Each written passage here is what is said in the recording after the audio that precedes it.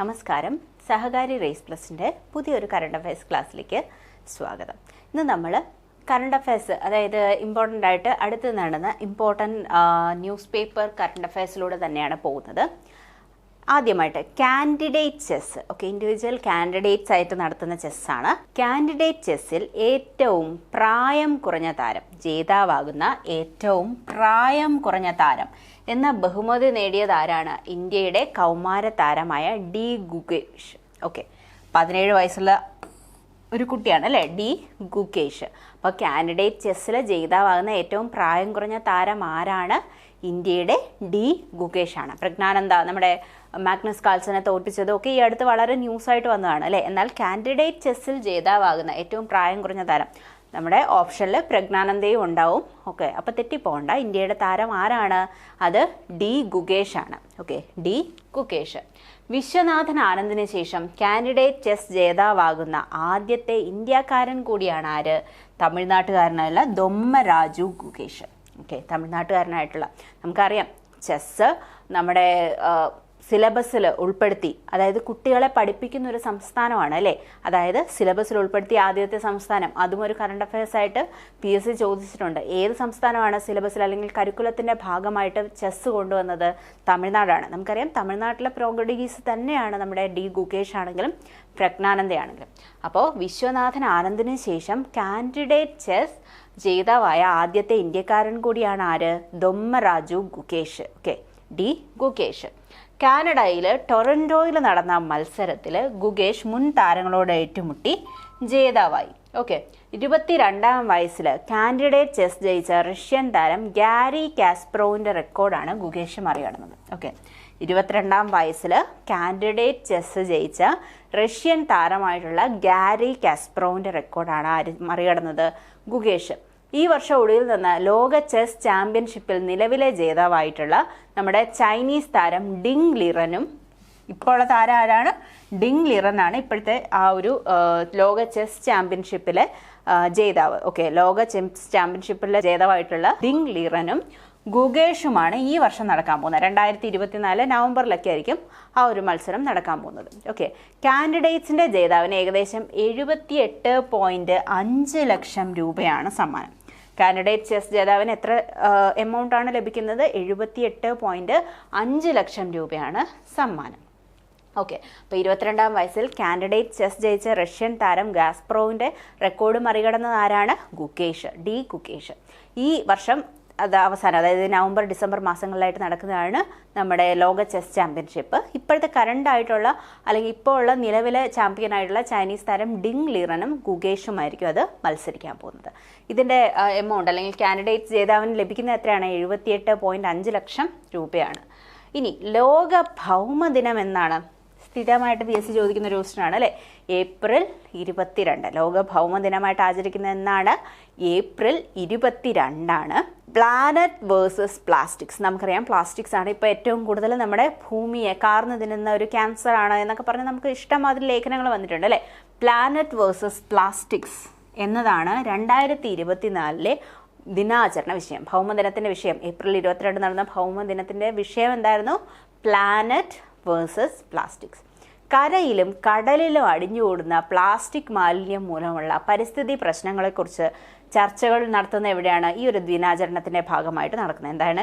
കരയിൽ മാത്രമല്ല, കരയിലും കടലിലും ഒക്കെ ആ ഒരു അടിഞ്ഞുകൂടുന്ന പ്ലാസ്റ്റിക് മാലിന്യം മൂലമുള്ള പരിസ്ഥിതി പ്രശ്നങ്ങളെക്കുറിച്ചാണ് ഈ തീമിൽ, അതായത് പ്ലാനറ്റ് വേഴ്സസ് പ്ലാസ്റ്റിക് എന്ന ഭൗമ ദിനാചരണത്തിൻ്റെ ഭാഗമായിട്ട് നടന്ന പരിപാടി നടന്നത്. ഓപ്പൺ എയുടെ ഇന്ത്യയിലെ ആദ്യത്തെ ജീവനക്കാരിയായിട്ട് നിയമിക്കപ്പെട്ടത്, ഓപ്പൺ എയുടെ ഇന്ത്യയുടെ ആദ്യത്തെ ജീവനക്കാരിയാണ് കേട്ടോ. ആരാണ്? പ്രഗ്യ മിശ്ര. ആരാണ്? ഇന്ത്യയുടെ ആദ്യത്തെ AI ജീവനക്കാരിയായിട്ട്, AI ആയിട്ട് റിലേറ്റ് ചെയ്ത് ആദ്യമായിട്ട് ഇന്ത്യ നിയമിച്ച ജീവനക്കാരിയാണ് ആര്? പ്രഗ്യ മിശ്ര.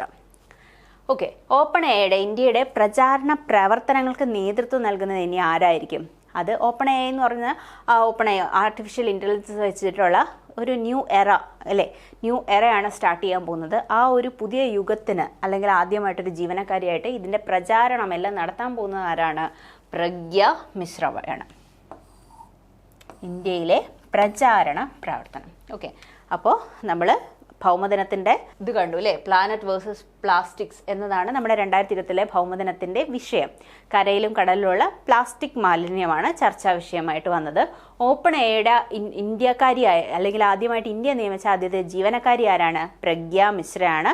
ഇന്ത്യയിലെ ഇതിലെ എയുടെ പ്രചരണം നടത്താൻ വേണ്ടിയിട്ടാണ് ഇവരെ നിയമിച്ചിരിക്കുന്നത്. അടുത്തത് നമ്മുടെ പ്രധാനമന്ത്രി നരേന്ദ്രമോദി. ഇലക്ഷൻ നമുക്ക് സെപ്പറേറ്റ് ആയിട്ട് തന്നെ എടുക്കണം അല്ലേ. അതേപോലെ തന്നെ കേന്ദ്രമന്ത്രിമാരെ പറ്റിയും പുതിയ കേന്ദ്രമന്ത്രിമാരെ പറ്റിയും അടുത്ത ക്ലാസ്സുകളിൽ നമുക്ക് കാണാം. പ്രധാനമന്ത്രിമാരിൽ മോദി മൂന്നാമൻ. ഓക്കെ, മൂന്നാമത്തെ ഊഴമാണെന്ന് നമുക്കറിയാം അല്ലേ. ഇലക്ഷനിൽ നരേന്ദ്രമോദിയാണ് മൂന്നാമത് വിജയിച്ചിരിക്കുന്നത്. ഇന്ത്യയിൽ ഏറ്റവും കൂടുതൽ കാലം പ്രധാനമന്ത്രി എന്ന് കേൾക്കുമ്പോൾ പെട്ടെന്ന് നമുക്ക് നരേന്ദ്രമോദി എന്ന് എഴുതാൻ തോന്നും. ഇപ്പോൾ ഇതുവരെ ആയിട്ടില്ല. 3ാം സ്ഥാനമാണ് നമ്മുടെ നരേന്ദ്രമോദിക്കുള്ളത്. മെയ് 29 നമ്മുടെ മുൻ പ്രധാനമന്ത്രിയായ മൻമോഹൻ സിംഗിൻ്റെ മൻമോഹൻ സിംഗിനെ 3656 ദിവസം മറികടന്നതോടെയാണ് മോദി 3ാം സ്ഥാനത്തെത്തിയാണ്. ആരെയാണ് മറികടന്നത്? നമ്മുടെ മൻമോഹൻ സിംഗിനെ 3656 ദിവസം എന്ന ആ ഒരു പോയിന്റ് മറികടന്നിട്ടാണ് മോദി 3ാം സ്ഥാനത്ത് എത്തിയത്. കോൺഗ്രസ് ഇതര പ്രധാനമന്ത്രിമാരിൽ 1ാം സ്ഥാനത്താണ് ഇപ്പം മോദി. കോൺഗ്രസിൻ്റെ പ്രധാനമന്ത്രിമാരല്ലാതെ ഏറ്റവും കൂടുതൽ കാലം നിലനിന്ന ഫസ്റ്റ് അല്ലെങ്കിൽ ഒന്നാമത്തെ പ്രധാനമന്ത്രി ആരാന്ന് ചോദിച്ചു കഴിഞ്ഞാൽ അത് നരേന്ദ്രമോദിയാണ്. ഏറ്റവും കൂടുതൽ കാലം ജവഹർലാൽ നെഹ്റു ആണ്, 6130 ദിവസവും. ഇന്ദിരാഗാന്ധി 5829 ദിവസവും. ഓക്കെ, പ്രധാനമന്ത്രി പദ കാലയളവിൽ ആദ്യത്തെ 2 സ്ഥാനങ്ങൾ വഹിച്ചത് ആരൊക്കെയാണ്? ഒന്നാമത്തത് നമ്മുടെ ജവഹർലാൽ നെഹ്റു, ഏകദേശം 6130 ദിവസവും. രണ്ടാമത് ഇന്ദിരാഗാന്ധിയാണ്, 5829 ദിവസം.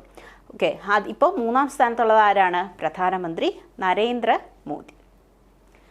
അടുത്തത് ബഹിരാകാശത്ത് വീണ്ടും ഇന്ത്യൻ തിളക്കം. എന്താണ് നമ്മുടെ ബഹിരാകാശം? ഇപ്പോൾ ബ്ലൂ കോസ്മോസ് പോലെയുള്ള നമ്മുടെ ഇന്ത്യയുടെ സ്വന്തം സ്വകാര്യ കമ്പനിയാണ് എന്ത്? അഗ്നികുൾ കോസ്മോസ്. അപ്പോൾ സ്വകാര്യ സ്റ്റാർട്ടപ്പ് കമ്പനിയാണ്, സ്പേസ് ബേസ്ഡ് ആയിട്ടുള്ള ഒരു സ്വകാര്യ കമ്പനിയാണിത് അഗ്നികുൾ കോസ്മോസ്. ഓക്കെ, ഈ അഗ്നികുൾ കോസ്മോസ് നിർമ്മിച്ച ലോകത്തെ ആദ്യത്തെ 3D പ്രിന്റഡ് റോക്കറ്റ് എൻജിൻ വിജയകരമായിട്ട് പരീക്ഷിച്ചു. എന്താണ്? പ്രൈവറ്റായിട്ട് നിർമ്മിച്ച ലോകത്തിലെ തന്നെ ആദ്യത്തെ 3D പ്രിന്റഡ് റോക്കറ്റാണ്. നിർമ്മിച്ചത് ആരാണ്? ആദ്യത്തെ 3D പ്രിന്റഡ് റോക്കറ്റ് എൻജിൻ ഇന്ത്യയുടെ സ്വന്തം സ്റ്റാർട്ടപ്പ് കമ്പനിയായിട്ടുള്ള അഗ്നികുൾ കോസ്മോസ് ആണ്. ഓക്കെ, എന്താണ്? അഗ്നികുൾ കോസ്മോസ്. അതുപോലെ സെമി ക്രയോളജിക് റോക്കറ്റ് എൻജിന് സ്വന്തമായ രാജ്യങ്ങളുടെ പട്ടികയിലും ഇന്ത്യ ഇടം പിടിച്ചു. ഇതോടെ എന്താണ്? സെമി ക്രയോളജിക് റോക്കറ്റ് എൻജിൻ സ്വന്തമായ രാജ്യങ്ങളുടെ പട്ടികയിലും ഇന്ത്യ ഇടം പിടിച്ചു. IIT മദ്രാസ് സഹായത്തോടെ പ്രവർത്തിക്കുന്ന അഗ്നികുൾ കോസ്മോസിന്റെ അഗ്നിബാൻ സോർട്ടഡ് അല്ലെങ്കിൽ suborbital technological demonstration suborbital technological demonstrator semi cryogenic engine റോക്കറ്റാണ് മെയ് 31 ശ്രീഹരിക്കോട്ടയിൽ നിന്ന് വിക്ഷേപിച്ചത്. എവിടെ നിന്നാണ് ഇത് വിക്ഷേപിച്ചത്? നമ്മുടെ ISROയുടെ സഹായത്തോട് തന്നെയാണ് ശ്രീഹരിക്കോട്ടയിൽ നിന്നാണ് ഇത് വിക്ഷേപിച്ചത്. അപ്പോൾ ലോകത്തിലെ ആദ്യത്തെ 3D പ്രിന്റഡ് റോക്കറ്റ് വിക്ഷേപിച്ചത് ആരാണ്? അല്ലെങ്കിൽ അത് നിർമ്മിച്ചത് ആരാണ്? ഇന്ത്യയുടെ സ്വകാര്യ സ്റ്റാർട്ടപ്പ് കമ്പനിയായ അഗ്നികുൾ കോസ്മോസ് ആണ്. ശ്രീഹരിക്കോട്ടയിൽ നിന്നാണ് വിക്ഷേപിച്ചത്. സെമി ക്രയോജനിക് റോക്കറ്റ് എഞ്ചിന് സ്വന്തമായ ടെക്നോളജി വികസിപ്പിച്ചു എന്ന രാജ്യങ്ങളുടെയും നമ്മുടെ ഇന്ത്യ ഇടം പിടിച്ചു. അപ്പോൾ ഇന്നത്തെ ക്ലാസ് ഇവിടെ അവസാനിക്കുകയാണ്. അടുത്ത ക്ലാസ്സിൽ നമുക്ക് മറ്റൊരു ഇമ്പോർട്ടൻറ്റ് ടോപ്പിക്കുമായിട്ട് കാണാം. ഇലക്ഷൻസ് ബേസ് ചെയ്തിട്ടുള്ള ഡീറ്റെയിൽ ആയിട്ടുള്ള ക്ലാസ് ഞാൻ സെപ്പറേറ്റ് തരാം. ഓക്കെ, നെക്സ്റ്റ് ക്ലാസ്സിൽ നമുക്ക് കാണാം. ബൈ.